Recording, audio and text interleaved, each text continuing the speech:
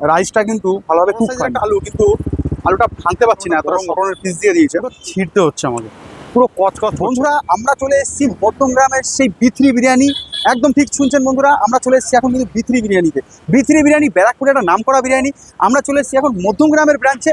আমরা দেখে নেব যে মধ্যমগ্রাম বিথরি বিরিয়ানি কতটা ভালোভাবে আমাদেরকে খাবার দিচ্ছে, পরিবেশন করছে, তার কোয়ালিটি কি আছে চলুন দেখে নেওয়া যাক।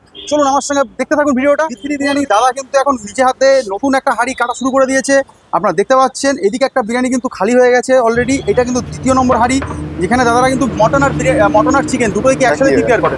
দাদারা কিন্তু মটন আর চিকেন দুটোই কিন্তু একসাথে প্রিপেয়ার করে। আমরা দেখে নেবো দাদা, আপনাদের চিকেনের পিসগুলো দেখাবে।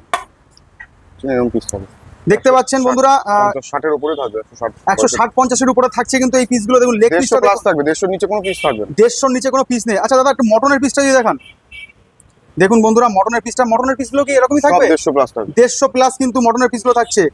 দাদা এই যে আমরা এখানে একটা জিনিস দেখলাম যে আপনাদের এখানে ঘিটা কিন্তু আগে আমরা ঘি প্রিপারেশনের সময় দেওয়া হয়, এক্সট্রা করে আলাদা করে কাঁচা ঘি কিছু ঢালা হয় না। কাঁচা ঘি আপনার ঢালা হয়নি ভিতরিতে, নরমালি প্রিপারেশনের সময় যে ঘিটা দেওয়া হয় ওটাই থাকে, আলাদা করে ঘি দেওয়া। দাদা এবার আপনার মুখ থেকে শুনে দিতে চাই আপনার কিরকম কি দাম আছে চিকেন বিরিয়ানি? চিকেন বিরিয়ানি হয়ে গেল 130 টাকা, মটন বিরিয়ানি হয়ে গেল 220 টাকা, আলু বিরিয়ানি হয়ে গেল 80 টাকা, চিকেন চাপ হয়ে গেল 70 টাকা। শুধু যদি বসে খায় পার ডিশে 15 টাকা করে এক্সট্রা লাগে। কেউ যদি বসে খায় তার ক্ষেত্রে কিন্তু পার ইয়েতে 15 টাকা করে এক্সট্রা লাগছে প্লেট ফি প্রতি। সেখানে কি এই যে মানে প্রাইস এক্সট্রা একজনের জন্য আনলিমিটেড দিচ্ছেন। আচ্ছা আপনাদের সিটিং ক্যাপাসিটিটা কত আছে? 35 জনের আছে, 35 জন, এট এ টাইম 35 জন বসতে পারবে। এই যে এক্সট্রা আলুও দেওয়া হচ্ছে নাকি এখানে? এক্সট্রা আলু চাইলে দেওয়া হয়, এক্সট্রা আলু চাইলে দেওয়া হয়। দাদা দেখেই নিলেন আপনারা কিন্তু এক্সট্রা আলু একটা দাদা দিয়ে দিল। এরকম সাইজের একটা দেখুন চিকেন চাপও পাওয়া যাচ্ছে।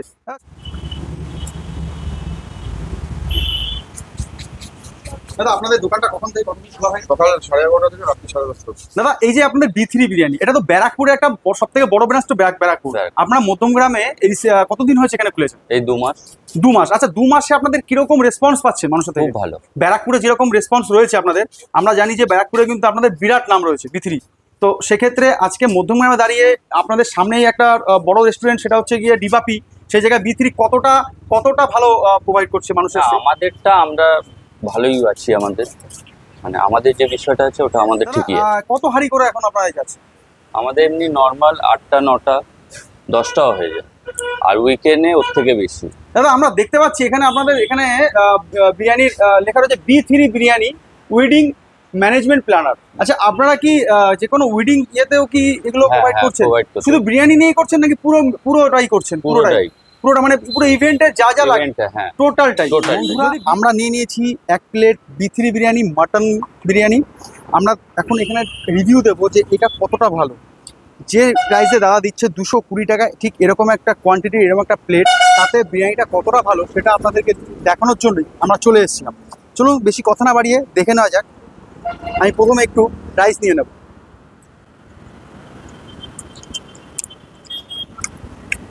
সত্যি কথা বলতে রাইসটা কিন্তু ভালোভাবে কুক হয়নি, রাইসটা কিন্তু এখনো পর্যন্ত শক্ত রয়েছে। আলুটা দেখতে পাচ্ছেন, আলুটাকে আমি ঠিক বড় সাইজের একটা আলু, কিন্তু আলুটা ভাঙতে পারছি না, এতটা শক্ত।